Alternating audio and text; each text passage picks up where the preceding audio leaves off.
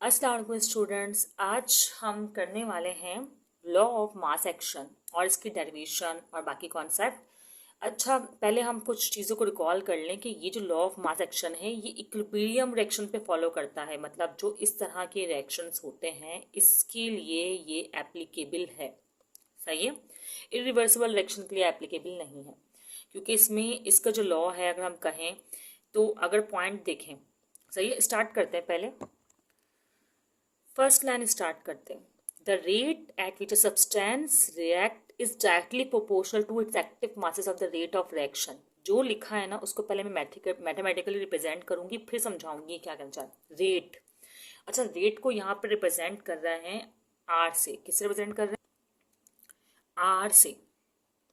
ठीक है, कह रहे rate substance react is directly proportional किसके है? एक्टिव मासेस और and the rate active masses किसके? Active masses and the rate of reaction is directly proportional to product of active masses of the reacting substance. सही है, reacting substance की बात की जा रही है पहले। तो इसका मतलब कि ये हुआ फॉरवर्ड, क्योंकि आपको पता है फॉरवर्ड रिवर्स के कॉन्सेप्ट पढ़ चुके हैं। इसमें दो होते हैं, एक फॉरवर्ड रिएक्शन होता है, एक रिवर्स रिएक्शन होता है। तो ये रेट ऑफ फॉरवर्ड रिएक्शन की बात की जा रही है। और एक्टिव मासेस यहाँ पे देखें, अगर हम इसकी ही इक्वेशन देखें तो यहाँ पर ए कह रहे हैं। किसको क्या कह रहे हैं? ए। और दूसरा रिएक्टेंट हमारा कौन सा है? बी।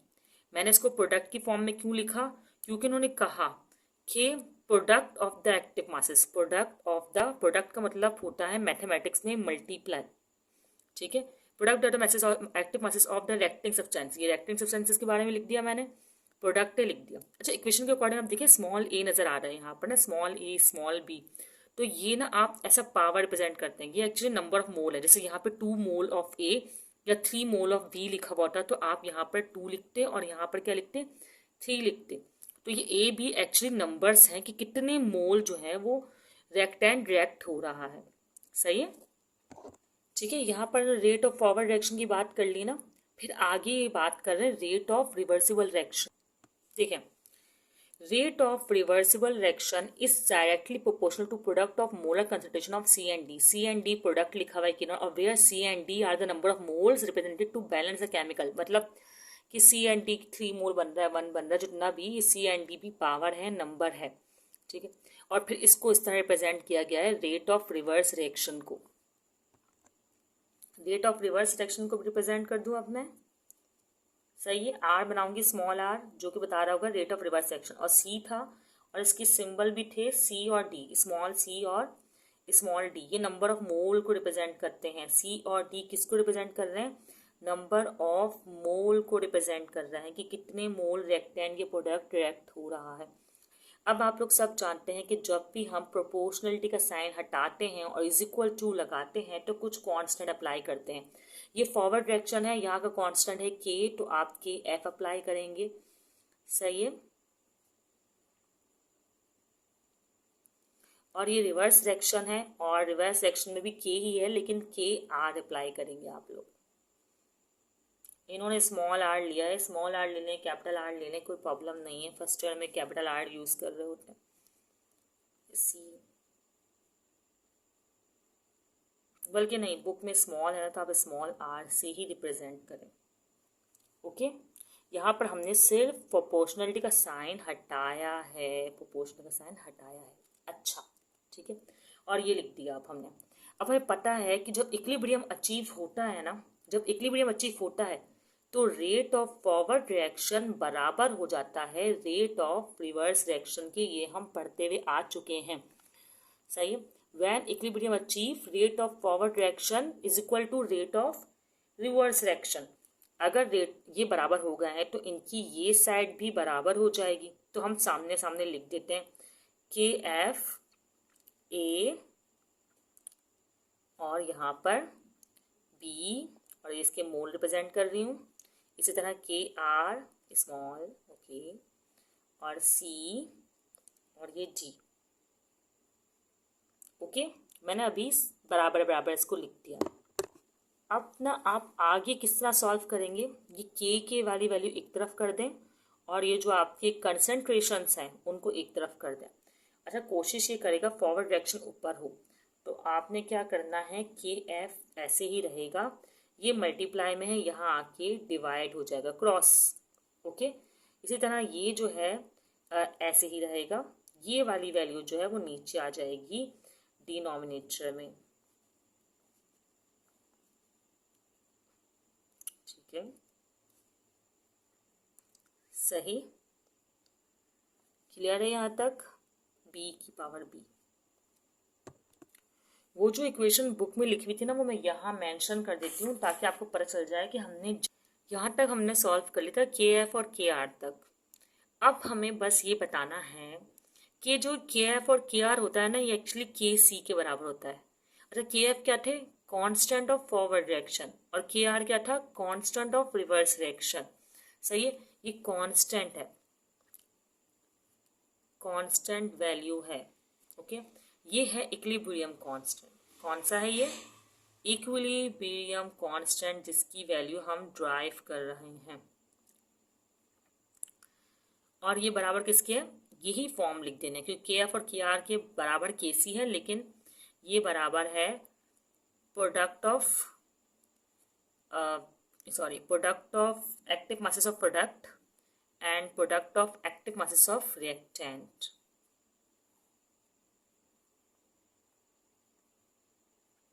सही है, प्रोडक्ट इन्वॉल्व होता है रिवर्स रिएक्शन में। हमें पता है जब इक्विलिब्रियम अचीव होता है ना, तो फॉरवर्ड रिएक्शन रिवर्स रिएक्शन के बराबर हो जाता है। फिर हमने ये वैल्यूज लिखी और इसको यहाँ पे क्रॉस ले गए और यहाँ पर इसको क्रॉस मल्टीप्लिकेशन में ले गए, डिवीजन में ले गए, और ये वैल्यू आई, और फिर आपके पास ये आपका फर्दर आंसर आ गया। ठीक है, डेरिवेशन यहाँ पे आपकी ड्राइव हो गई, लॉ ऑफ मास एक्शन यहाँ पर जो है आपका मुकम्मल हो गया।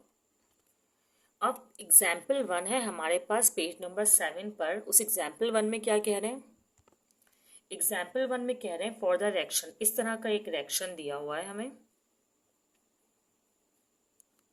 और कहा है कि इस रिएक्शन के लिए आप इस पर अप्लाई करें, बैलेंस रिवर्सिबल रिएक्शन बनाएं। मतलब इस रिएक्शन के लिए ये बैलेंस रिवर्सिबल रिएक्शन है, आप इसको इक्विलिब्रियम केसी की एक्सप्रेशन में लाएं। मतलब केसी की एक्सप्रेशन में एक्सप्रेस करना है हमें, एक्सप्रेशन।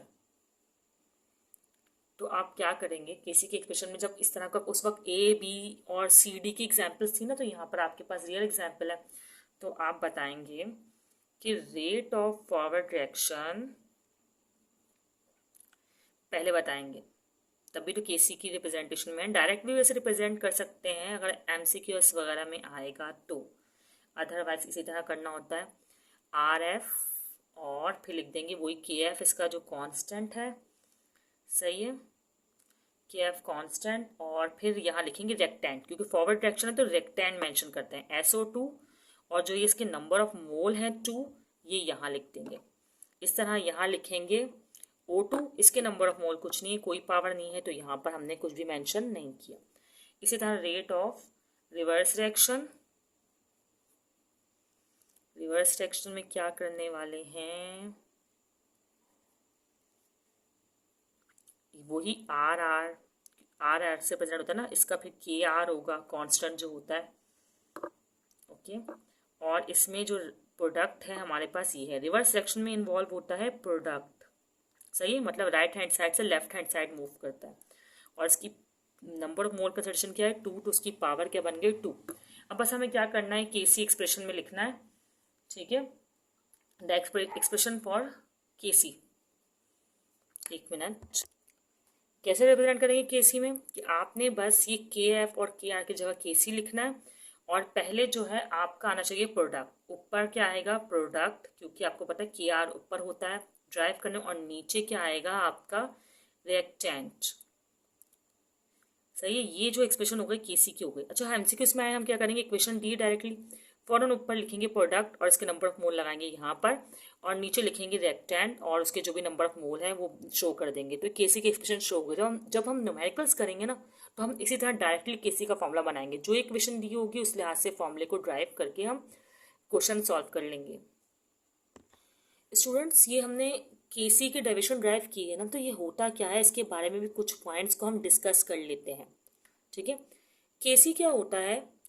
वो रेशो होता है प्रोडक्ट और रेक्टेंट का। ठीक है, रेशियो ज़रूर होता है लेकिन वो इन चीज़ों पे डिपेंड नहीं करता, वो प्रोडक्ट और रेक्टेंट पे डिपेंड नहीं करता है। मैंने यहाँ लिख दिया independent of consideration of reactant and product. वजह क्या है? देखिए अगर फॉर एग्जांपल ये 2 मोल पर डेसीमीटर क्यूब दिया हुआ है हमारे पास, चलो रेक्टेंट की बात करते हैं, 2 मोल पर डेसीमीटर क्यूब ये दिया हुआ है, 2 मोल पर डेसीमीटर क्यूब ये दिया हुआ है, तो प्रोडक्ट भी इसी के हिसाब से बनेगा। अगर 4 मोल दिया हुआ होगा और ये 4 मोल होगा तो इसी तरह फॉरवर्ड रिएक्शन इसी के बेस के हिसाब से होगा। ज़्यादा कंसंट्रेशन होगी तो ज़्यादा देर तक फॉरवर्ड रिएक्शन होगा। तो केसी की जो वैल्यू ओवरऑल आंसर आएगा इनका डिवीजन करके, जैसे 4 डिवाइड बाई 2 करो तो आपका आंसर 2 आता है, इस तरह 8 डिवाइड बाई 4 करो तो आपका आंसर तब भी 2 आएगा। तो केसी पर कोई कंसंट्रेशन के चेंज का फर्क नहीं आता। केसी में तब्दीली आ सकती है अगर हम टेम्परेचर को छेड़ें। टेम्परेचर पर डिपेंड करता है क्या केसी, टेम्परेचर पर केसी डिपेंड करता है तो तब्दीली आती है। अच्छा अगर हमें ना, अगर केसी 1 से बड़ा होता है तो समझो फॉरवर्ड रिएक्शन हो रहा है अभी आपका, सही है, और अगर केसी 1 से छोटा होता है तो रिवर्स, ओके, रिवर्स रिएक्शन जो है वो हो रहा होता है। अच्छा अभी आप लोगों ने इक्विलिब्रियम कांस्टेंट की ये कैरेक्टरिस्टिक्स तो कर ली। अब इक्विलिब्रियम कांस्टेंट हर चीज़ की यूनिट होता है ना, जैसे कि हमारे कंसंट्रेशन का यूनिट है मोल पर डेसीमीटर क्यूब या मोलैरिटी वगैरह, तो इसका भी यूनिट होगा। इसका यूनिट ना इसी के बेस पे चेंज हो सकता है। जैसे अगर हमारे पास, मैं इसको समझाती हूँ, मैं ना बुक वाली ही 2 इक्वेशन यूज़ करके आपको समझाने की कोशिश करती हूँ। ये हमारे पास पहले एग्जाम्पल है। सबसे पहले तो आप लोग केसी के एक्सप्रेशन लिखेंगे, वो भी direct rate of forward reaction, rate of reverse reaction करके नहीं लिखिएगा। क्या करना होगा, प्रोडक्ट को आप लिखेंगे नॉमिनेटर में, और कोई मोल नहीं है, इसके साथ भी कोई मोल नहीं है, सॉरी प्लस नहीं आएगा, और रेक्टेंट को लिखेंगे डिनोमिनेटर में। ओके, ये आपने रिप्रेजेंट कर दिया। फिर आप लिखेंगे इनके यूनिट्स, आपको पता है सबके यूनिट मोल पर डेसीमीटर क्यूब है। यहाँ पर सपोज कर लें मोल पर डेसीमीटर क्यूब, इधर भी यूनिट लिखते हैं, सही है, इस बॉक्स के अंदर मोल पर डेसीमीटर क्यूब, और यहाँ पर भी मोल पर डेसीमीटर क्यूब, क्योंकि इसका भी और फिर इसका अलग। सपोज कर लें कि इस पर स्क्वायर होता तो आप मोल स्क्वायर डेसीमीटर 9 लिखती, नहीं 3 to the 6 पावर 6 होती, मोल स्क्वायर डेसीमीटर 6 लिखती, सही। अभी तो कुछ नहीं है ना, छोड़ दें। अब ये इससे कैंसिल हो गया, इससे कैंसिल हो गया, ये कैंसिल हो गया, ये कैंसिल हो गया, तो हमारे पास केसी का जो है ना कोई यूनिट नहीं आया इस कंडीशन में। इस केस में केसी का कोई यूनिट नहीं आया, सही। लेकिन ऐसा नहीं कि केसी का यूनिट नहीं होता है, केसी का यूनिट जो भी बन रहा होगा ना हमें वो लिखना होता है। जैसे हम एक और एग्जाम्पल देख लेते हैं, चलें, ये एग्जाम्पल है हमारे पास, इसको भी केसी की एक्सप्रेशन में एक्सप्रेस करते हैं। पहले तो आपको पता है NH3 आएगा और ये इसके जो मोल हैं वो पावर बनेंगे। इसी तरह यहाँ पर N2 और जो ये इसके मोल हैं वो पावर। अब फिर वही मोल पर डेसीमीटर क्यूब आप लिखेंगे, लेकिन आप नोटिस करें इस पर स्क्वायर है, तो मोल स्क्वायर पर डेसीमीटर 6, मतलब जो स्क्वायर है वो मोल से भी मल्टीप्लाई हो गया और डेसीमीटर 6 से भी मल्टीप्लाई हो गया। इन शॉर्ट ये समझेंगे 2 मोल पर डेसीमीटर क्यूब है। और यहाँ पर देखें अगर मोल पर डेसीमीटर क्यूब सिंगल, और इसी तरह यहाँ पर जो है मोल क्यूब है तो मोल क्यूब पर डेसीमीटर 9, 3 एक बार 3 है ना, और 3 3 ज़ा 9, सही। अब क्या करेंगे, आप लोग अगर से सॉल्व करें और देखें, ये मोल स्क्वायर है, इसको चेक कर लेते हैं पहले तो, इस तरह लिखते हैं, ज़्यादा बेटर रहेगा। मोल स्क्वायर को मोल स्क्वायर ही रहने दें, लेकिन इसको भी ना आप कंबाइन कर दें, मोल क्यूब और 4 था ना तो मोल 4 कर दें, क्योंकि पता है आपको मल्टीप्लाई पावर ऐड होती हैं, और इसको कर दें 3 और 9, 3 और 9 कितने होता है 12, सही। अब इसमें से माइनस कर दें, वो पता है कटिंग में पावर माइनस हो जाएंगी, 4 में से 2 जाएगा तो नीचे जहाँ ज़्यादा पावर होती है ना वहाँ बचते हैं। अलजेब्रिक डिवीजन है, जहाँ ज़्यादा पावर होती है वहाँ लिखते हैं। मोल स्क्वायर नीचे रह गया आपका, और यहाँ से भी 6 में से 12 गए तो ये डेसीमीटर 6 नीचे बच गया, ऊपर कुछ नहीं बचा, ये हो गया 1। सही हुआ ये कि मैंने 2 में से 4 माइनस कर दी, इसको पावर लाके same base same power add subtract हो सकती है, 6 में से 12 माइनस कर दी, तो यहाँ बचा मोल स्क्वायर और डेसीमीटर 6। तो अब जो है आपका यूनिट क्या हो गया, मोल स्क्वायर डेसिमीटर 6। अगर इसको दूसरी फॉर्म में रिप्रेजेंट करें ऊपर ले जाके, क्योंकि 1 और इस तरह तो अच्छा नहीं लग रहा ना, तो आपको पता है कि अगर आप इस तरह करते हैं तो पावर प्लस की है तो माइनस की हो जाएगी, सही है। और ये तो पर डेसिमीटर 6 था ना, तो ये प्लस का ही रहेगा, या यूं ऐसे ही लिख दें, डेसिमीटर 6, डेसिमीटर 6, क्योंकि इसकी पावर प्लस की रहेगी, क्योंकि ये नीचे डिनोमीटर के भी नीचे है, सही है, क्लियर है। मोल -2 डेसिमीटर 6 इस फॉर्म में फिर ये आ जाएगा, इजी है। यहाँ पर हमने लॉ ऑफ मास एक्शन और केसी को ड्राइव कर लिया, और केसी की करेक्टरिस्टिक भी पढ़ लेंगे, मतलब केसी किस किस चीज़ पे डिपेंड करता है और किस किस चीज़ पे डिपेंड नहीं करता है। केसी के एक्सप्रेशन भी कर लिए और केसी के यूनिट्स को भी ड्राइव कर लिया। अब नेक्स्ट वीडियो में हम केसी के और न्यूमेरिकल्स करेंगे और बाकी के टॉपिक को कवर करेंगे। अल्लाह हाफिज़ स्टूडेंट्स। अगर कोई क्वेश्चन हो तो आप मुझसे कमेंट सेक्शन में पूछ सकते हैं।